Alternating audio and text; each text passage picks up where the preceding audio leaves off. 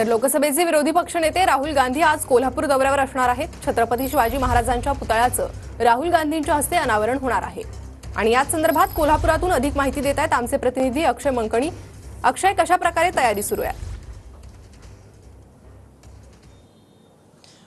प्रणिता, आज संसदेचे विरोधी पक्ष नेते असलेले आणि काँग्रेसचे नेते राहुल गांधी आज कोल्हापूर दौऱ्यामध्ये आहे। 8:40 वाजता आज सकाळी 8:40 कोल्हापूर विमानतळावर त्यांचं आगमन होणार आहे आणि त्यानंतर सकाळी 10 वाजता कसबा बावडा येथील छत्रपती शिवाजी महाराजांच्या पूर्णाकृती पुतळ्याचं उद्घाटन विरोधी पक्षनेते राहुल गांधी यांच्या हस्ते केलं जाणार आहे आणि त्यानंतर ते सयाजी हॉटेलमधल्या छत्रपती शाहू महाराज पॅव्हेलियनमध्ये संविधान सन्मान संमेलन या सभेला उपस्थित राहणार आहेत। राज्यभरातील सर्वच सामाजिक संघटनांचे लोकप्रतिनिधी जे आहेत ते या संपूर्ण सभेसाठी उपस्थित राहणार आहेत। खरं तर राज्यातल्या लोकसभा निवडणुकीमध्ये या सर्वच सामाजिक संघटनांच्या प्रतिनिधींनी संपूर्ण जी राहुल गांधींच्या या कोल्हापूर दौऱ्यावर आपलं लक्ष असेल। अक्षय, धन्यवाद तुम्ही दिलेल्या सविस्तर माहितीसाठी।